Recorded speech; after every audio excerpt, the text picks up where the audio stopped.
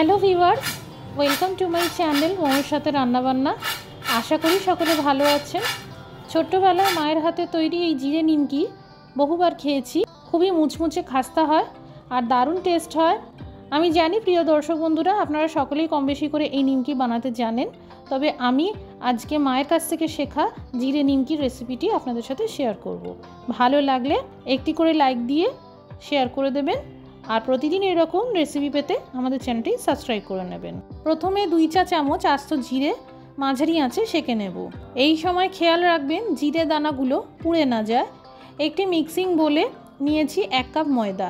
এই জিরে নিমকি ময়দা দিয়ে বানালে টেস্ট ভালো হয়, তবে যারা আটা দিয়ে বানাতে চাইছেন বানাতে পারেন।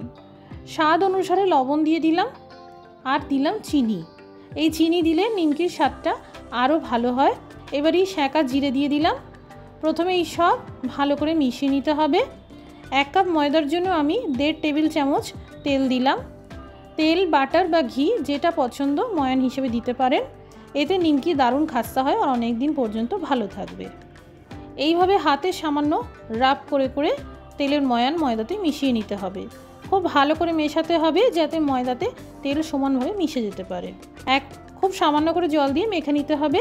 একসাথে অনেকটা পরিমাণ জল দেবেন না, না হলে এই ময়দার ডো অনেক নরম হয়ে যাবে। এই যে এই ময়দার ডো মাখছি, এটা না খুব শক্ত হবে আবার না খুব নরম হবে। একটা মিডিয়াম মাপের ময়দার ডো তৈরি করতে হবে, তবে রুটি বা পরোটার ডোর থেকে একটু শক্ত রাখতে হবে। এবার রুটির থেকেও একটু পাতলা করে বেলে নিতে হবে। খুব মোটা করে বেলবেন না, যতটা সম্ভব পাতলা করে বেলে নেবেন, এতে নিমকি ভালো তৈরি হবে। এবার নিমকির শেপে কেটে নিলাম। আপনারা পছন্দ মতো যে কোনো শেপ করে কেটে নিতে পারেন। আমি এরকম বরফি শেপ করে কেটে নিতে পছন্দ করি বলে এইভাবেই নিমকিগুলো তৈরি করছি।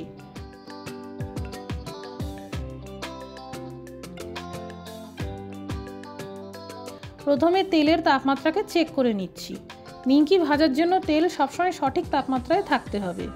নিমকি তেলে দেওয়া মাত্রই যদি ভেসে ওঠে, বুঝবেন তেলের তাপমাত্রা একদম ঠিক আছে, নিমকিগুলো ভাজা যাবে। কিছু পরিমাণ নিমকি তেলে দিয়ে হালকা নাড়াচাড়া করতে হবে যাতে সব নিমকিগুলো আলাদা আলাদা হয়ে যায়। একসাথে অনেকটা পরিমাণ নিমকি দেবেন না। যদি কড়াইয়ের সাইজ বড় হয় তাহলে একটু বেশি পরিমাণে নিমকি ভাজতে পারেন। নিমকি যেই মাত্র তেল থেকে ভেসে উঠবে আঁচটা কম করে দিতে হবে। এতে নিমকি ধীরে ধীরে ভাজা থাকবে আর খাস্তা হবে, অত্যধিক পুড়ে যাবে না। যারা প্রথমবার নিমকি বানাবেন এই দিকগুলো খেয়াল রাখবেন, তাহলে নিমকি খাস্তাও হবে আর টেস্টিও হবে। একটা ব্যাচ ভাজা হয়ে গেলে পরবর্তী নেক্সট ব্যাচ ভাজার সময় আবারও একটা নিমকি এইভাবে তেলে দিয়ে তাপমাত্রাটা চেক করে নিতে হবে। অনেক সময় কি হয়, তেলের তাপমাত্রা নেমে যাওয়াতে নিমকি মুচমুচে হতে চায় না, অনেক বেশি তেল টেনে নেয়।